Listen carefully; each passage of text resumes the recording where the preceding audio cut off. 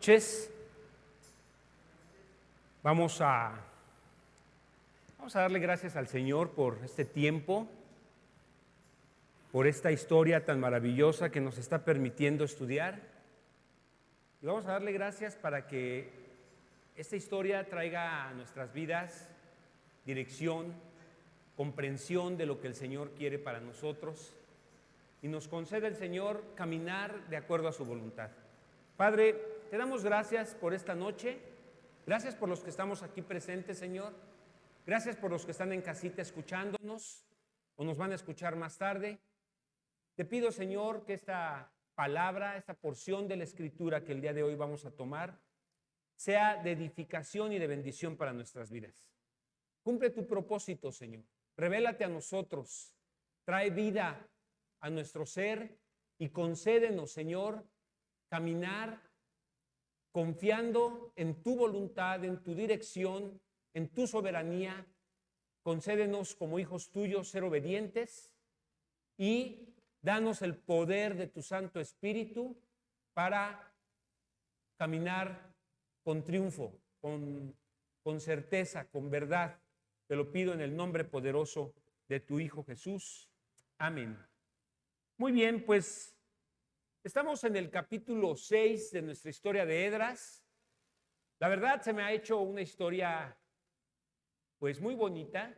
No sé qué piensan ustedes, pero es una historia que tiene mucho significado para la vida de los judíos y para la vida de los cristianos. Se entrelazan allí pilares, valores muy fuertes de historia, de doctrina además. Entonces, pues vamos a aprovechar el tiempo, vamos a continuar con este estudio. Nos quedamos en el versículo 18, pero me gustaría que retomáramos la lectura porque pues de repente pasa una semana y pasan un montón de cosas en la semana, ¿no? Y ya no sabemos ni cómo nos llamamos, y entonces de repente como que tratar de recordar lo que vimos hace una semana, pues a veces nos cuesta trabajo. Pero hay algunos personajes aquí muy importantes que necesitamos ahorita recordar para refrescar un poco nuestra memoria y otra vez enlazarnos con esta historia. Está, por ejemplo, Darío. ¿Quién es Darío? Es el rey. Ya no es Ciro, ya no es Artajerjes, ahora es Darío, el rey de este imperio que está gobernando en la tierra. Y bueno, hay otro personaje importante que quiero que ustedes me digan quién es. Sesbazar. Ah, ¿verdad? ¿Quién es Sesbazar? Es Esdras. Es Esdras, y lo que está haciendo Esdras es, después de cuántos años pasaron que les frenaron la obra, como 16 años pasaron, que no pudieron hacer nada, les ganaron esa batalla al pueblo de Israel y los detuvieron para no construir la obra, y entonces Esdras está aquí otra vez retomando el trabajo. Y dice el versículo 16 del capítulo 5 que Sesbazar vino y puso cimientos de la casa de Dios, la cual está en Jerusalén, y desde entonces hasta ahora se edifica y aún no está concluida. O sea, él empezó otra vez, retomó el trabajo de reconstrucción del templo. Y bueno, aquí aparece otro personaje que se llama, Tatnai. ¿Quién es Tatnai?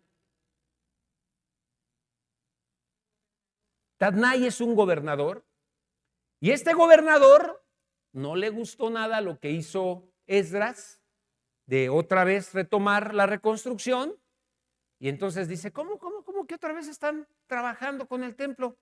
¿Quién les dio permiso? Si ya se había parado esa obra. Bueno, no con estas palabras, ¿verdad? Un poquito más sangronzón Tatnai, porque Tatnai era una persona soberbia.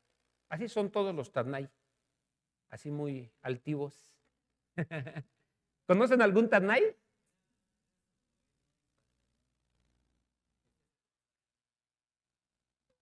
Sí, exactamente, Gabo.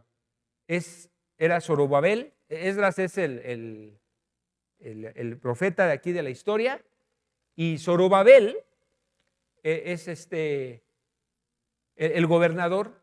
Y entonces Tatnai es el gobernador, perdón, y Tatnai viene y le dice al rey: oye, no está bien que estén reconstruyendo el templo. Y por medio de un documento le dice: ¿por qué no investigas a este pueblo lo que era, lo que hacían, por qué se detuvo la obra, por qué no continuaron la reconstrucción? Y entonces te vas a dar cuenta por qué este pueblo, que era un pueblo conflictivo y un pueblo que le gustaba andar de rebelde, te vas a dar cuenta por qué Ciro no se los permitió. Y entonces aquí dice en el versículo 17 del capítulo 5 que al rey le pareció bien lo que le pidió el gobernador. Y entonces empezaron a buscar en la casa de los tesoros del rey que estaba allí en Babilonia, si es así que por el rey Ciro había sido dada la orden para reedificar esta casa de Dios en Jerusalén. O sea, se pusieron a investigar, empezaron a ver si era cierto que el rey Ciro había dado esta orden, porque cuando un rey hacía un decreto, ese decreto no se podía echar para atrás. Y entonces dijeron: no, pues vamos a ver si realmente es cierto. Y entonces, vamos ahora sí al capítulo 6. Dice: entonces el rey Darío dio la orden de buscar en la casa de los archivos donde guardaban los tesoros allí en Babilonia. Y fue hallado en Acmeta, y por ahí el pastor Chucho les dejó una tarea que ahorita vamos a revisar. Recuerden, Acmeta, dice: en el palacio que está en la provincia de Media, un libro en el cual estaba escrito así: memoria, en el año primero del rey Ciro, el mismo Ciro dio orden acerca de la casa de Dios, la cual estaba en Jerusalén, para que fuese la casa reedificada como lugar para ofrecer sacrificios, y que sus paredes fuesen firmes, su altura de 60 codos y de 70 codos su anchura, y 3 hileras de piedras grandes y una de madera nueva, y que el gasto sea pagado por el tesoro del rey. Chin, por andar buscando y por andar ahí tratando de desacreditar el trabajo que estaban haciendo, se encuentran esto. Y bueno, pues ahora no solamente van a tener que permitir que se reconstruya el templo en Jerusalén, sino que aparte van a tener que pagar la obra, porque así lo estableció el rey Ciro, y que el gasto sea pagado por el tesoro del rey. El rey en turno ahora era Darío, y ni modo, lo tenía que entrar. Dice: y también los utensilios de oro y de plata de la casa de Dios, los cuales Nabucodonosor sacó del templo que estaba en Jerusalén y los pasó a Babilonia, sean devueltos y vayan a su lugar, al templo que está en Jerusalén, y sean puestos en la casa de Dios. Ahora pues, Tatnai, gobernador del otro lado del río Setar Bosnai, y vuestros compañeros los gobernadores que estáis al otro lado del río, alejaos de allí. A mí me hubiera encantado, me hubiera gustado mucho poder estar en ese momento cuando le dan el resultado de la investigación. A ver qué cara ponía Tatnai, el presumido ese que fue y: ¿por qué están reconstruyendo el templo? A ver, ¿qué está pasando aquí? ¿Quién les dio permiso de reconstruir el templo? Y me hubiera encantado que cuando el rey le dio el resultado de la investigación y que le dijera, ¿y sabes qué? Nosotros vamos a pagar, van a poder reconstruir el templo y te voy a pedir que te alejes tú y todos los que están contigo, no te puedes acercar ahí. Y que se fuera así todo, ¿no? Dejad que se haga la obra de esa casa de Dios. Ese fue el resultado, que el gobernador de los judíos y sus ancianos reedifiquen esa casa de Dios en su lugar. Y por mí es dada orden, dijo el rey Darío, de lo que habéis de hacer con esos ancianos de los judíos para reedificar esa casa de Dios, que de la hacienda del rey que tiene del tributo del otro lado del río sean dados puntualmente esos varones los gastos para que no cese la obra. ¿Sí? Y lo que fuera necesario, o sea, ya ni siquiera tenían que hacer un trámite. A ver cuánto duraba el trámite y ahí que le hicieran largas. No, ya. Hasta ahorita lo que han gastado, se los vamos a cubrir los gastos y todo lo que sea necesario se los vamos a dar.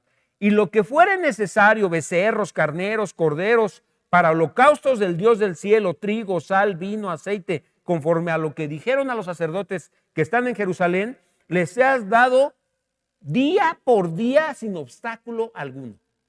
O sea, no les pongan trabas, déjenlos trabajar y déjenlos adorar a su Dios, y si necesitan algún animal para su holocausto, también se los vamos a proporcionar, para que ofrezcan sacrificios agradables al Dios del cielo y oren por la vida del rey y por sus hijos. También por mí es dada orden que cualquiera que altere este decreto, por si Tatnai tenía ganas de hacer la democión, fíjense lo que quedó allí. También por mí es dada orden que cualquiera que altere este decreto se le arranque un madero de su casa y alzado sea colgado en él y su casa sea hecha muladar por esto. A ver quién se animaba a estorbar ese decreto que estaba vigente y que les permitía reconstruir el templo de Dios. Y el Dios que hizo habitar allí su nombre, destruya a todo rey y pueblo que pusiere su mano para cambiar o destruir esa casa de Dios, la cual está en Jerusalén. Yo, Darío, he dado el decreto. Sea cumplido prontamente. ¿Sí? Entonces Tatnai, gobernador del otro lado del río, y Setar-Boznai y sus compañeros, ¿qué hicieron? No les quedó de otra. Hicieron puntualmente según el rey Darío había ordenado. ¿Cómo lo hicieron? Ya no nos importa. Lo importante es que lo hicieron. ¿Sí? Y los ancianos de los judíos edificaban y prosperaban conforme a la profecía del profeta Ageo y de Zacarías, hijo de Ido. Edificaron pues y terminaron por orden de Dios de Israel y por mandato de Ciro, de Darío y de Artajerjes, rey de Persia. Esta casa fue terminada al tercer día del mes de Adar, que era el 6º año del reinado de Darío. Entonces los hijos de Israel, los sacerdotes, los levitas, los demás que habían venido de la cautividad, hicieron la dedicación de esta casa de Dios con gozo. Y ofrecieron en la dedicación de esta casa de Dios 100 becerros, 200 carneros y 400 corderos y 12 machos cabríos de expiación por todo Israel conforme al número de las tribus de Israel. Y pusieron a los sacerdotes de sus turnos y a los levitas en sus clases para el servicio del rey en Jerusalén conforme a lo escrito en el libro de Moisés. Hasta aquí nos quedamos. Y entonces el pastor Chucho les dejó unas tareas. Y me dijo el pastor Chucho, porque hoy iba a compartir él, no avances, Beto, si no te contestan la tarea. No es cierto, no me dijo eso. No me dijo eso, nada más me dijo, Beto, no voy a poder porque me voy a operar. Toda la noche no pude dormir y bueno. Entonces, la primera pregunta ¿Cuántos años pasaron del capítulo 6 al 7? A ver, Gabo. 50 años, dice Gabo. ¿Quién da más? 10. Estuvo mal esa investigación. A ver, Arthur. Aquí, perdón. En un comentario de MacArthur dice, el libro de Esther pertenece a este intervalo de 59 años entre la finalización del templo. Ok. Yo encontré que habían sido 60. Entonces vamos a dejarlo entre 50 y 60 años. ¿De acuerdo? No hay un dato exacto, pero no fueron 10. Sí fue un lapso un poquito más grande. Ok. Otra pregunta es la que está en el versículo 2, ¿sí? En el versículo 2 menciona que fue hallada el decreto del rey Ciro en Acmeta. Bueno, otras versiones, esta versión es de la Reina Valera. ¿Quién tiene una versión diferente y qué dice Johnny en tu versión en el versículo 2?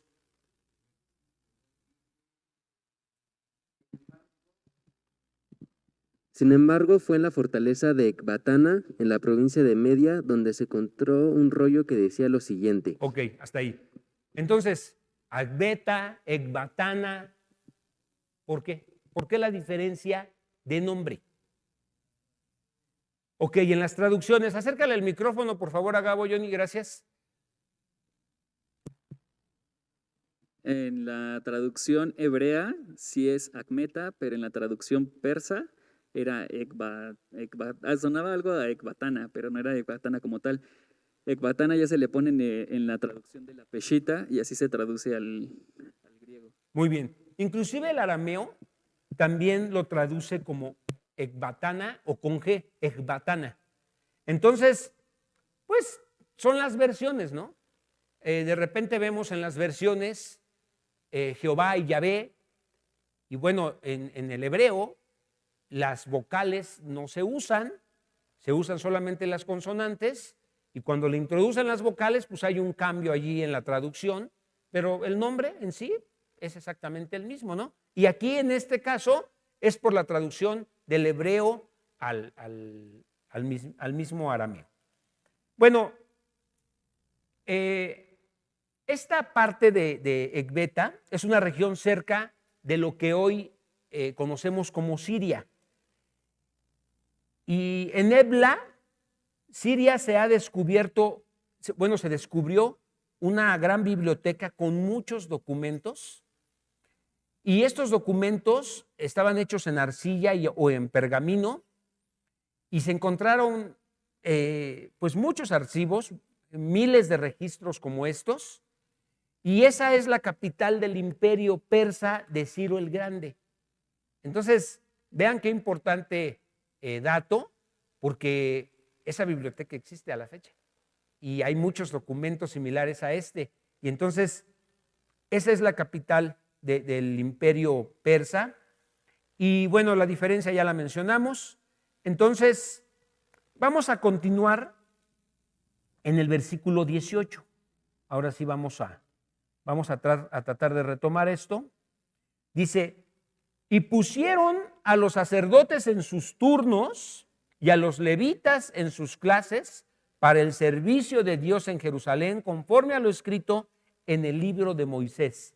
También todos los hijos de la cautividad celebraron la Pascua a los 14 días del mes primero. Otra pregunta que hacía el pastor Jesús es si la Pascua, en estos 70 años de cautividad que tuvo el pueblo de Israel en Babilonia, habían tenido oportunidad de celebrarla. ¿Qué investigaron ustedes? A ver, vamos a... Gabo, ¿se hizo la tarea? Ya me di cuenta. Vamos a ver quién no la hizo.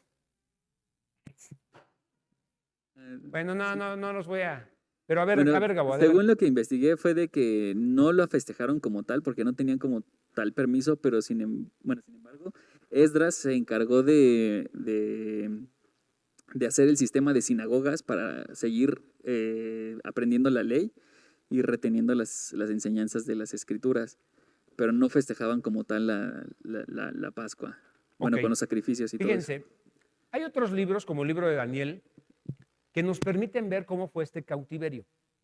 Por ejemplo, a Daniel le cambiaron la dieta completamente. El pueblo de Babilonia sí comía cerdo y el pueblo de Israel no comía cerdo. Y entonces, cuando él llega a Babilonia y le dan la dieta, los alimentos que el mismo rey comía, Daniel dice, yo no voy a comer eso. Y entonces, él decide comer vegetales, y por ahí es bien conocida la dieta de Daniel, porque es de legumbres, y hoy en día muchas mujeres la usan para bajar unos kilitos. Sin embargo, él estuvo en observación porque pues, iba a ser un eunuco que estuviera al cuidado de la esposa del rey, y entonces, pues tenían una presencia, eran escogidos esos jóvenes, los más guapos, los más inteligentes, los más fuertes, y pues de repente no por su capricho de mantener su dieta que tenía de su pueblo, se iba a venir para abajo y esa era la preocupación, ¿no? Entonces lo estuvieron observando y se dieron cuenta que no, que mantuvo el vigor, que mantuvo la salud, que se veía coloradito, que se veía bien. Y bueno, ese es uno de los datos que nosotros vemos en el libro de Daniel. Pero sí, efectivamente, yo también creo que fue muy probable que no tuvieran esta libertad. Estaban allá no haciendo lo que querían, no estaban de vacaciones tampoco, estaban en un cautiverio, estaban con restricciones. Inclusive Daniel muchas veces, tanto Daniel y vemos como Sadrach, Mesach y Abednego, les dieron nombres nuevos, les dieron también, les dieron una prohibición de postrarse a orar, y cuando los vieron que se postraban, hasta hicieron un decreto para que se postraran delante de la estatua del rey, ¿no? Y entonces esto los metió en problemas, eso provocó que le dijeran a Daniel, ¿sabes qué? Te vimos que tú sigues con tu costumbre de orar a tus Dios y entonces vas a ser echado al foso de los leones. ¿Lo recuerdan? Y también a Sadrach, Mesach y Abednego los quieren obligar a adorar a otra estatua que hicieron allí, y ellos se niegan y entonces los echan a un horno de fuego. Y bueno, quiere decir que no tenían todas las libertades de seguir con sus tradiciones, con sus costumbres, con su mismo alimento. Inclusive no podían ni conservar su mismo nombre, era cambiado. Entonces sí es muy probable que el pueblo de Israel pues estuviera pues ahora acostumbrándose a las nuevas reglas, a la nueva manera, a la nueva adoración, al nuevo estilo de vida que tenía la gente de Babilonia. ¿Mande? A su nueva libertad. Eran libres allí en Babilonia, pero con esas condiciones. Entonces, aquí menciona que cuando ellos regresan a Jerusalén, pues imagínense,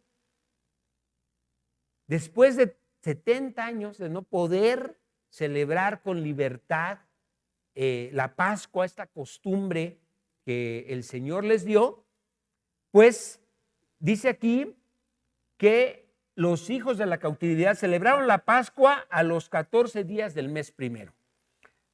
Aquí quiero abrir un paréntesis porque esta celebración de la Pascua tiene un trasfondo. Ustedes recuerden que el pueblo de Israel habían sido esclavos durante 400 años. ¿De quién? Del faraón en Egipto. Y entonces Dios los rescata por medio de Moisés, al que usa como su libertador para que saque al pueblo de Egipto. Y entonces comienza el éxodo del pueblo de Israel con 10 plagas en total. ¿Las recuerdan? A lo mejor no muy bien, pero tienen presente todo lo que sucedió, todas esas plagas que pasaron. Y entonces Estas plagas fueron diseñadas por Dios para causar que el faraón le diera la salida a su pueblo. Entonces yo quiero que se sitúen, por favor, en la última de estas plagas. ¿Cuál fue la última? Ok, la muerte de todo primogénito de Egipto, que fue la que causó que Faraón dejara salir a su pueblo. Entonces, Dios lleva a cabo esta plaga, excepto en los lugares judíos. Allí en los hogares de los judíos no murió ningún primogénito de los judíos, porque fueron protegidos por la sangre de un cordero, ¿sí? El Señor les dio instrucciones ahí en Éxodo 12, pueden leer con calma la historia, y el Señor les dio instrucciones de lo que tenían que hacer, y tenían que estar de pie, y si la familia era pequeña tenía que unirse con otra familia, y juntos tener un cordero, y ese cordero tenían que asarlo al fuego, no lo tenían que hacer el vapor como aquí se hace la barbacoa, ¿no? Ni tenían que hacer consomecito con garbanzos, no, nada de eso. No le podían poner arroz, o sea, eso es tradición de acá de México. La tradición, bueno, allí lo que el Señor les dijo fue, es asado. No van a tirar nada de lo que van a poner del becerro. Todo se lo van a comer, inclusive las entrañas, ¿sí? Le van a entrar a todo. No tienen que dejar nada. Por eso si la familia era muy pequeña, tenía que unirse con otra para que no sobrara nada. Y todo eso le tenían que poner algunos otros condimentos. Había que ponerle hierbas de olor. ¿Qué más, abuelito? ¿Cebollita? No, ¿qué cebollita? Le tenían que poner, aparte de sus hierbas de olor, le pusieron, tenía huevos cocidos. Ajá. ¿Qué más? Ya en serio, abuelito, a ver, ¿qué más? Ah, abuelito, estamos en serio. Ok, vamos a dejarlo ahí. Y entonces, lo que sigue en el capítulo 12, en el versículo 14 de Éxodo, acompáñenme por favor. Aquí se instituye la Pascua para todo judío. Esta es la institución de la Pascua para todo judío. Y dice aquí que es una ordenanza perpetua, dice el versículo 14. Y este día os será de memoria y lo celebraréis como fiesta solemne para Jehová durante vuestras generaciones. Por estatuto perpetuo lo celebraréis. ¿Está claro? Por estatuto perpetuo lo celebraréis. Entonces, de repente, cuando nosotros vemos esto de la Pascua, pues como que nos confundimos, ¿no? Porque decimos, bueno, ¿y por qué nosotros ya no la celebramos si es un estatuto perpetuo? ¿Por qué nosotros ya no tenemos esta tradición? Bueno, esta celebración es en memoria de todo judío. ¿Alguien de aquí es judío? Entonces está bien que no lo celebren. ¿De acuerdo? De todo judío. Sin embargo, algo que yo dije al principio es que la historia de Israel, la historia del pueblo judío, se entrelaza con la historia del pueblo cristiano, porque nuestro Señor Jesucristo era judío. Y toda esta historia que estamos leyendo pues es de los judíos, es del pueblo de Israel. Y todas estas costumbres que vienen aquí y que están establecidas, pues también tienen un impacto ahora para la iglesia de Cristo. No quiere decir que nos vamos a hacer judíos. Eso es judaizarnos y no es correcto. Nosotros no tenemos que hacernos judíos. Somos cristianos. Ahora nosotros le pertenecemos a Cristo y por la gracia de Cristo y por la misericordia que tuvo, gracias también a los judíos, el Señor volteó a ver a los que no eran judíos y también derramó su gracia para nosotros. Pero es en memoria, los judíos lo celebran en memoria de que la nación había sido liberada por Dios de la esclavitud. ¿Sí? Y entonces, ¿qué tiene que ver con nosotros esta institución? Bueno, no somos judíos, Nosotros ya no celebramos la Pascua, ahora nosotros ¿qué celebramos? La cena del Señor. ¿En qué momento cambió? ¿En qué momento se convirtió la Pascua en la cena del Señor? Bueno, tampoco nosotros cuando celebramos la cena del Señor usamos estos elementos que usaban en la Pascua, ¿sí?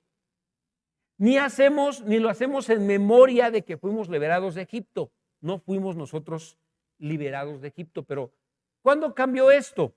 Porque ahora celebramos el momento con otro nombre, ya no es con el nombre de la Pascua, sino de la Cena del Señor, con otros elementos, inclusive en memoria de otra cosa, porque no lo hacemos en memoria de que fuimos liberados de la esclavitud.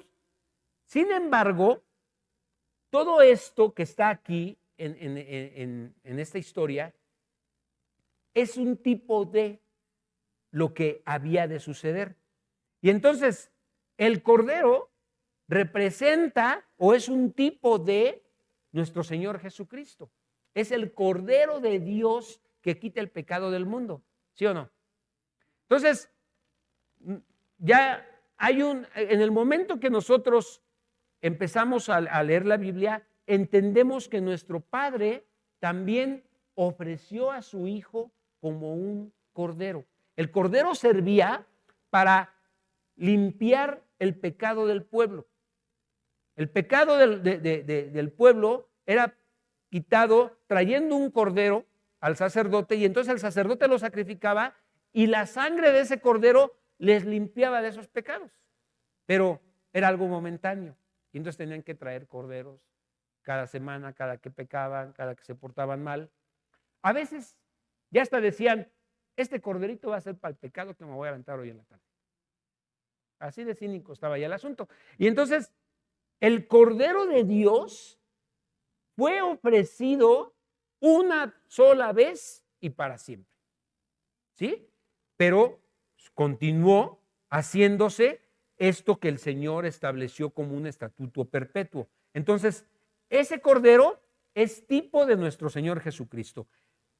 Que Egipto en la Biblia representa o es tipo ¿de qué? Del mundo, ¿sí? Entonces nosotros fuimos liberados del mundo, fuimos sacados de Egipto, fuimos sacados del mundo y de la esclavitud, pero no de una esclavitud de servicio al faraón. El faraón en la Biblia, entonces, ¿qué representa? ¿Es tipo de qué? De Satanás. Y entonces hemos sido liberados del pecado y de ese yugo que nos había puesto Satanás para hacernos esclavos del pecado. Entonces, Jesús viene a transformar ese momento el día que se reúne con sus discípulos precisamente para celebrar la Pascua. Y transforma el recordatorio de la Pascua en un recordatorio de su propia muerte como Cordero de Dios. Ahora, vamos por favor a 1 Corintios capítulo 11, vamos a leer los versículos del 24 al 26. Hoy no hay proyección. ¿Sí hay? Gracias, mi hermanito. Gracias. Vientos, sí. Gracias por tu vida, Uzi. Gracias por haber venido hoy. Versículo 24 al 26 del capítulo 11 de 1 Corintios. Dice, y habiendo dado gracias, partió el pan y dijo, tomad y comed. Esto es mi cuerpo que por vosotros es partido. Haced esto en memoria de mí. Entonces, aquí da continuidad al estatuto perpetuo de Éxodo 12:14. Ya no es en memoria de que fueron libertados de Egipto, ahora es en memoria de que fuimos libertados de la esclavitud del pecado por medio de Jesús. Versículo 25, asimismo tomó también la copa, ya no usa aquí los elementos de la Pascua, ahora solo usa el vino y el pan, y después de haber cenado diciendo, esta copa es, ¿qué? El nuevo pacto, ¿sí? El nuevo pacto en mi sangre. Él es el Cordero que quita el pecado y nos da, pues, la verdadera liberación. Hagan esto todas las veces que la bebieres en memoria de mí. Entonces, Jesús, nuestro Señor Jesucristo, es el cumplimiento de lo que la Pascua simboliza.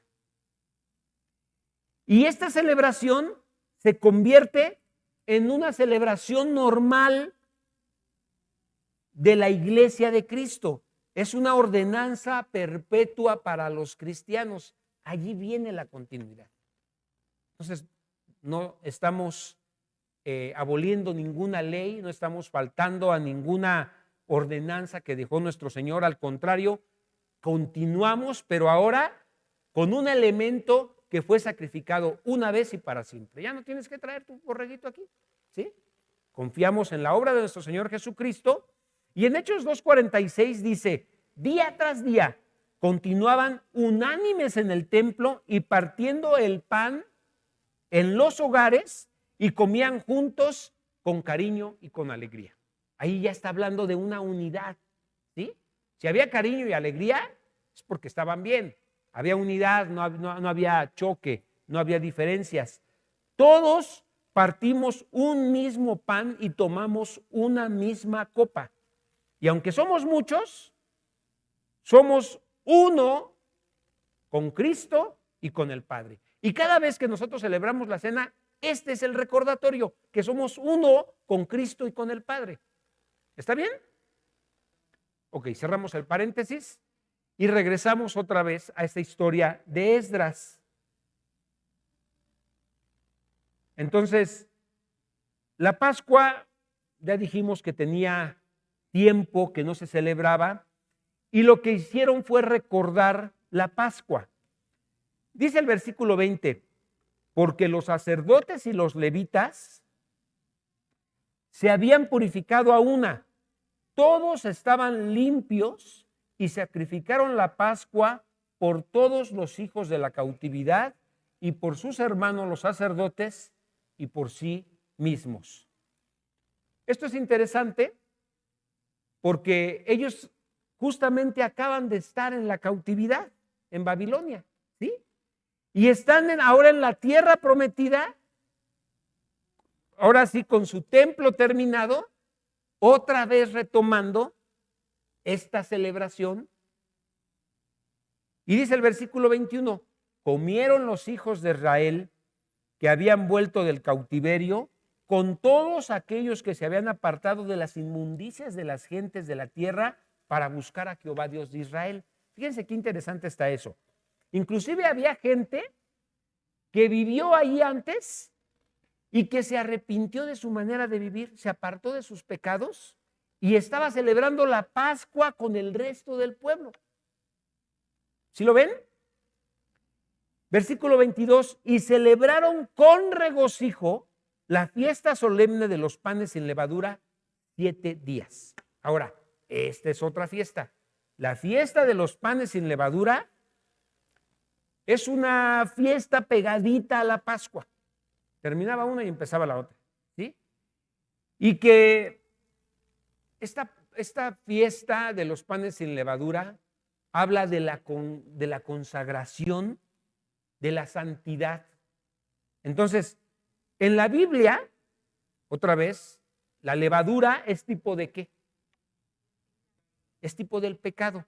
Entonces, cuando habla de la fiesta de los panes sin levadura, ¿qué significa? Significa la vida sin pecado, los panes sin levadura. ¿De acuerdo? Entonces, ¿puede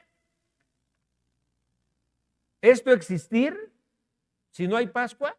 No, es necesaria la Pascua, el sacrificio de Cristo, y este sacrificio de Cristo es lo que me entrega a los panes sin levadura, a la vida de santidad, y eso es exactamente lo que están haciendo, celebrando ese simbolismo, ¿sí? Por cuanto Jehová los había alegrado y había vuelto el corazón del rey de Asiria hacia ellos para fortalecer sus manos en la obra de la casa de Dios del Dios de Israel. Entonces, para poder terminar ya este capítulo, déjenme hacer un resumen global para entender precisamente lo que hay en este capítulo 6. En el capítulo 4 y 5 vimos que hay una oposición muy fuerte, ¿sí? Inclusive estuvimos estudiando ahí cuáles eran esos enemigos, cómo actuaban, cuáles eran sus tácticas. Y mientras estemos aquí, nosotros vamos a tener aflicciones, vamos a tener oposición y esos enemigos siempre van a ser enemigos de nuestras almas con los que vamos a estar lidiando todo el tiempo. Y Cristo lo dijo, fíjense, el Señor nos dijo, en este mundo tendrán ¿qué? Pura alegría, pura pachanga, pura felicidad y no se van a preocupar por nada. ¿Dijo eso? No, dijo, en este mundo tendrán aflicción. Vamos a verlo, Romanos 8:28, por favor. Acompáñenme, es uno de los versos más memorizados porque trae mucha esperanza. Fíjense lo que dice. Sabemos, vamos a esperar a que lo pongan.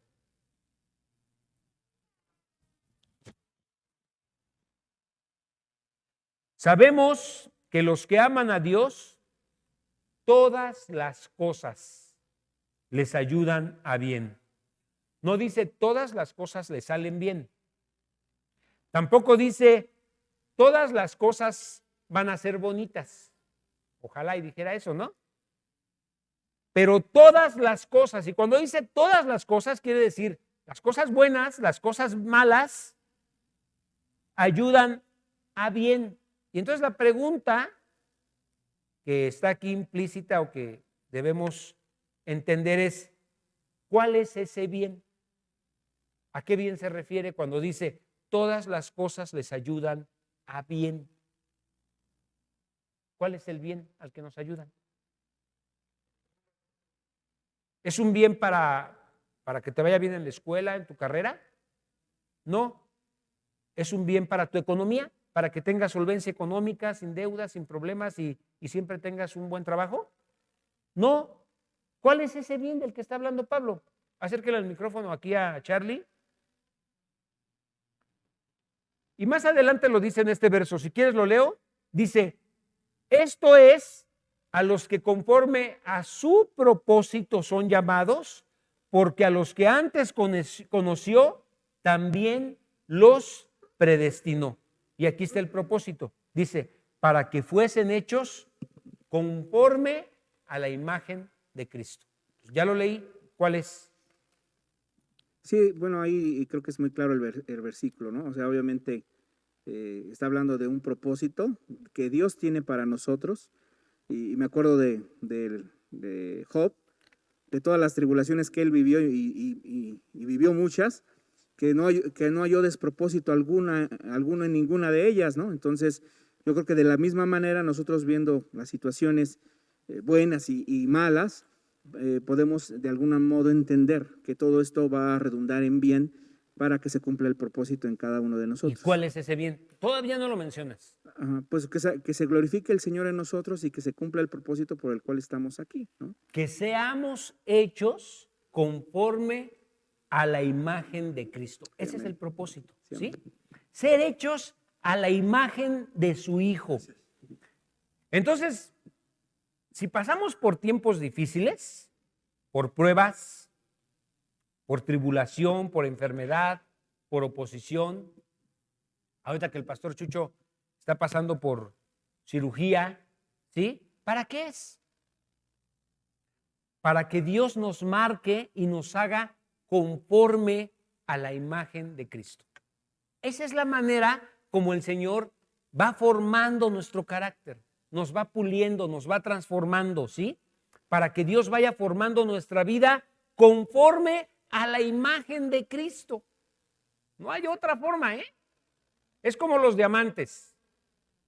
Un diamante en bruto tiene pegado allí tierra, piedras, carbón, está completamente sucio. O sea, de un diamante tú puedes tener una cosa así que es pura tierra. Y entonces ya sacas una piedra un poco más chica cuando la empiezas a pulir. ¿Pero qué necesitas para pulirla? Pues estarle pegando, limpiando, raspando, puliendo, cimbrando, sacudiendo, completamente limpiándola.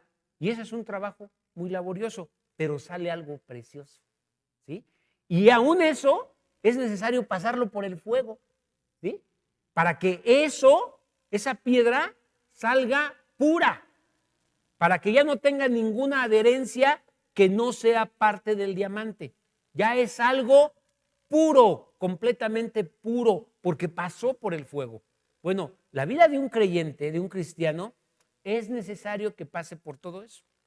Entonces, cuando de repente, así como nuestro hermano Chucho, que en la noche no pudo dormir y que ya fue necesario que lo llevaran al hospital y le dijeron que era la vesícula, bueno, entiende que el Señor está trabajando.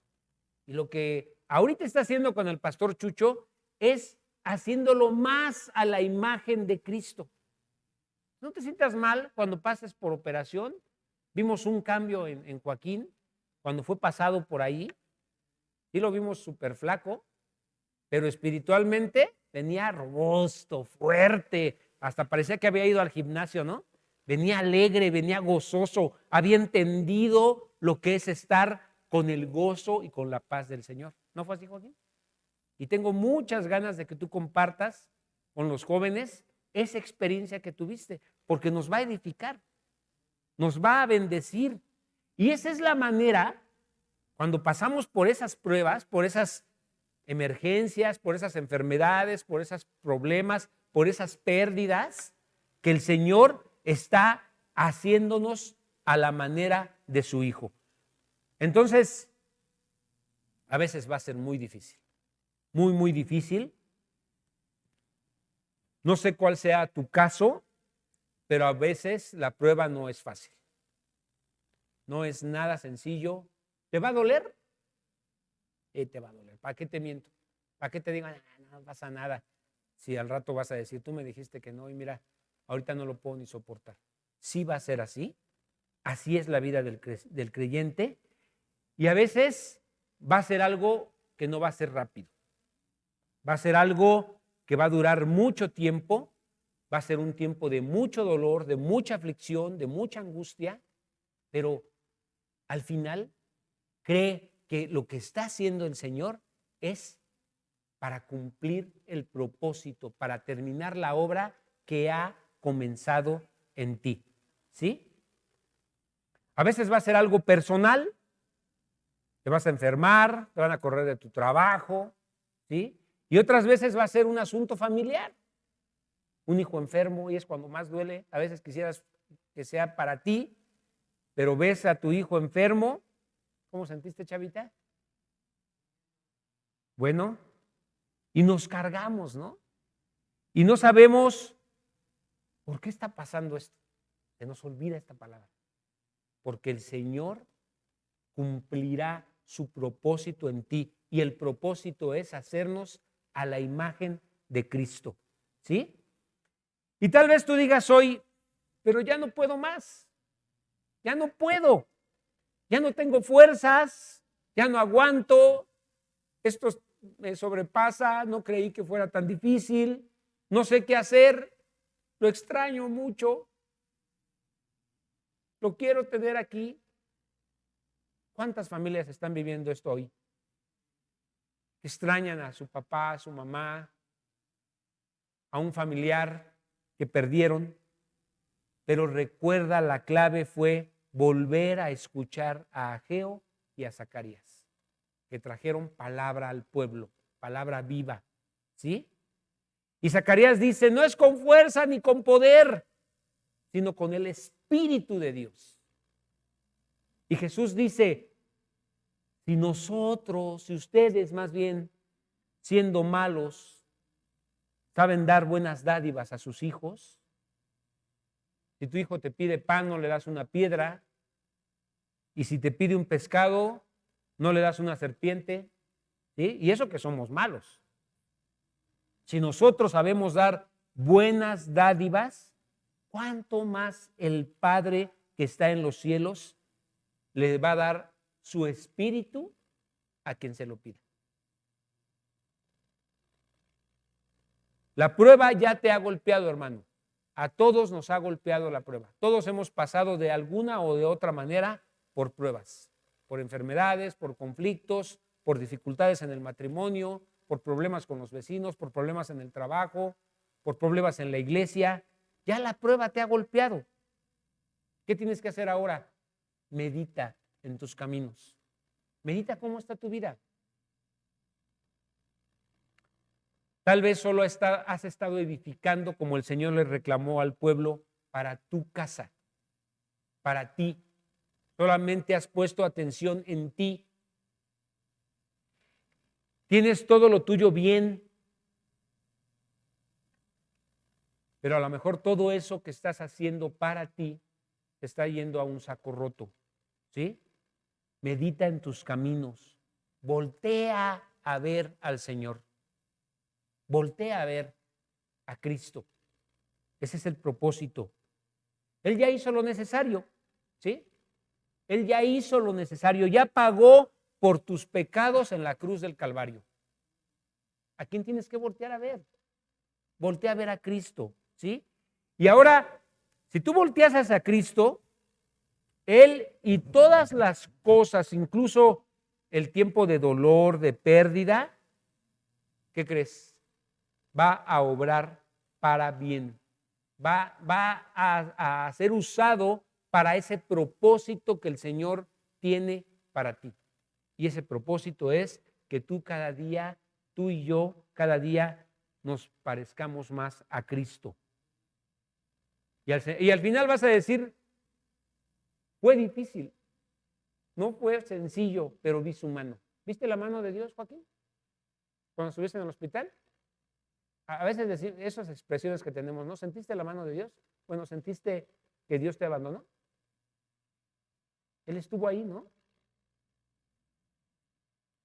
Estaba más fuerte él que estaba pasando por la prueba que en cierto momento que sus mismos papás. Porque él estaba experimentando el momento difícil y sentía la presencia de Dios. Entonces, vamos a poder decir, como decía Job, antes te conocía, de oídas te conocía, pero ahora mis ojos te ven. ¿Te digo algo, hermano? El que comenzó la buena obra en ti la va a terminar. No sé si a ti te pasa, pero hay ocasiones en mi vida que yo digo, Señor, ¿cuándo? ¿Cuándo voy a cambiar esto que soy, esta forma de ser mía en esta área de mi vida? ¿Cuándo voy a ver un cambio? ¿Cuándo voy a ver una mejora? ¿Cuándo los que están cerca de mí ya no van a ser lastimados por mi forma de ser? ¿Cuándo? ¿Cuándo van a decirme, ya cambiaste, papá, en esto, ya eres otro? Y a veces digo, ¿cuándo? Porque me tropiezo, porque vuelvo a lastimar, porque vuelvo a ofender con mi forma de ser, pero otra vez tengo que volver a entender que el que comenzó la buena obra en mí, la va a terminar, va a concluir esa obra. Cada vez que creas que ya no, acuérdate de esto, el que comenzó la buena obra en ti, la va a terminar. Aunque te veas al espejo y digas, yo creo que conmigo no va a poder. Sí va a poder. Va a poder. ¿Sí? Pablo dice en Filipenses 1:6, aquel que comenzó la buena obra, él la llevará a su término. Así como el templo. ¿Sí? Pueden pasar 20 años, tal vez han pasado 15 y dejaste de edificar porque te intimidaron, porque te desanimaste, porque te dio miedo, pero Él va a llevar a término su gracia, ¿sí? Y la gracia con la que Dios se manifiesta en la cruz del Calvario, esa gracia con la que Él se manifestó, por medio de esa gracia, tú y yo tenemos la esperanza de salvación, tú y yo tenemos confianza, tú y yo sabemos que hemos sido apartados. Y entonces, habiendo nosotros reconocido que somos pecadores, pues no tenemos que fingir, ¿sí? Como ese momento especial en el que les preguntan, ¿qué? ¿Jerusalén no fue rebelde? Y tenían que contestar, no, bueno, sí fue rebelde. Tú y yo también. Tú y yo también fuimos rebeldes y muchas veces somos rebeldes, pero hemos sido comprados con la sangre de nuestro Señor Jesucristo y por la gracia de nuestro Señor vamos a ser restaurados. Por eso me gusta la historia, porque la historia habla de una reconstrucción de un templo, pero ahora este es el templo del Señor. Y este templo se está restaurando. Este templo está siendo transformado para que sea un lugar digno que merece el Señor para estar y para habitar en nosotros. ¿Sí? Y entonces Él va a restaurar nuestra vida de adoración. Y no va a ser que podamos venir los domingos a ver cómo alaban o a ver cómo tocan los demás, sino va a ser un acto de adoración continuo con tus hermanos, ¿sí? Con tus autoridades, en tu trabajo, en tu familia, con tus vecinos, con tus amigos. Y todo lo que hagas y todo lo que hables y todo como tú te muevas va a ser una obra de adoración, porque Él va a traer esa transformación. Él va a traer esa restauración. Y no hay un mejor lugar que tú estés cada día clamando y rindiéndote a los pies de tu Señor.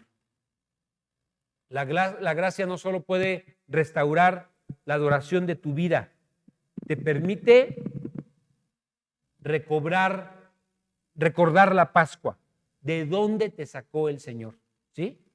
¿Qué sacrificio hizo por ti y qué obtuviste de eso, de donde Él te sacó? También ese destino que Jesús dijo, voy a preparar un lugar para que donde yo esté, ustedes también estén. ¿Sí? Es un lugar donde ya no hay llanto, donde ya no hay dolor, donde ya no hay nada que estorbe tu relación con Jesucristo. Ya no hay nada que estorbe la relación que tú tienes con el Señor. A veces nuestra relación es estorbada por muchas distracciones, por muchas cosas, por muchas fallas que cometemos, pero ese lugar está hecho para que ya nada estorbe nuestra relación con el Señor. Y por último, esa gracia nos puede permitir celebrar los panes sin levadura, es decir, vivir sin pecado, vivir en santidad. Y vamos a terminar con esto que dice Esdras 6:22. Celebraron con regocijo la fiesta solemne de los panes sin levadura. ¿Te imaginas? Estar feliz por caminar en santidad. Siempre decimos, es que es bien difícil caminar en santidad, ¿o no? Pero Dios quiere que veas que hay gozo en caminar en santidad. Y entonces cuando tú veas que hay gozo en hacerlo, por cuanto el Señor lo ha hecho en ti, por cuanto Dios ha sido bueno y te ha traído alegría, entonces vas a responder a esa obra que el Señor ha hecho. ¿Y va a haber oposición? ¿Va a seguir habiendo oposición? La verdad, sí. Van a seguir, esos enemigos de nuestras almas van a seguir poniendo oposición, poniendo tropiezo, haciéndolo complicado. Sí, sí va a ser así. ¿Hasta cuándo? Pues mientras estemos en esta tierra. Va a haber oposición todo el tiempo. Mientras estemos aquí. ¿Sí? Pero el Señor va a terminar su obra como Jesús dijo, he aquí, yo estaré con vosotros todos los días hasta el fin del mundo. Va a estar con nosotros. O sea, no es una lucha que tengamos solos. Él ya venció a esos enemigos. Yo no sé qué estés pasando hoy, hermano. Yo no sé cuáles sean tus pruebas, tus angustias, tus preocupaciones, tus molestias, tus enfados, tus enfermedades. Yo no sé por lo que hoy en día estés pasando.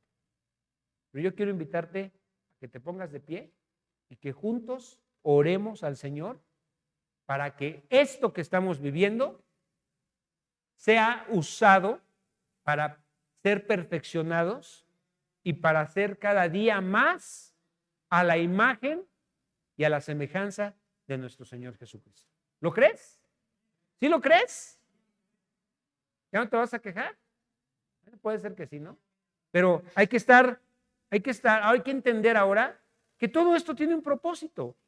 Los dolores, las angustias, las aflicciones tienen un propósito. El Señor las quiere usar. Ese es el medio por el cual el Señor te va a transformar. ¿Cuántas veces le has pedido, Señor, cámbiame, transfórmame?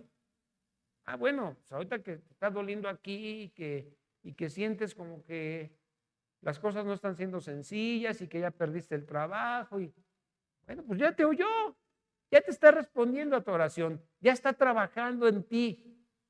Oye, pero es que mi matrimonio está de un hilo. Sí, confía en Dios, confía en Dios. El Señor va a completar la obra y haz lo que el Señor te pide. Padre, en tu nombre poderoso, Señor, te damos gracias esta noche y te rogamos que cumplas tu voluntad perfecta, buena, agradable, perfecta en nuestras vidas. La obra que tú has comenzado, Señor, la vas a completar. Sí, Señor, nos desanimamos cuando nos vemos al espejo. Cuando la gente nos señala y nos dice, es que tú. Sí, Señor, hay muchos errores, muchas fallas en nosotros, pero sabemos que tú vas a completar esa obra, que tú estás trabajando, que tú nos vas a transformar, que tú nos estás puliendo y que tú estás haciendo esa obra maravillosa para tu gloria, Señor. Queremos ser un instrumento de gloria para ti. Queremos ser esos panes sin levadura, esas vidas sin pecado. Queremos ser esos hombres que su adoración sea restaurada, esas mujeres, esos jóvenes, que sea restaurada la adoración en sus vidas y que volvamos a tu palabra y que volvamos a buscarte y que volvamos a levantar nuestros brazos y que volvamos a glorificarte como lo hicimos cuando te conocimos, Señor. Que sea algo vivo, que sea algo real en nuestras vidas, la adoración que te demos a ti. Y que cada día, Señor, cada día de nuestras vidas, con todos nuestros actos, con todos nuestros pensamientos, te glorifiquemos. Llénanos de tu Espíritu esta noche, Señor. Danos el poder de tu Espíritu para caminar en santidad, para caminar conforme a tu voluntad y cumple tu propósito en la vida de tu iglesia. Levántate con poder en medio de nosotros, Señor. Levántate y glorifícate, Señor. Te lo pedimos en el nombre poderoso de Cristo Jesús. Amén.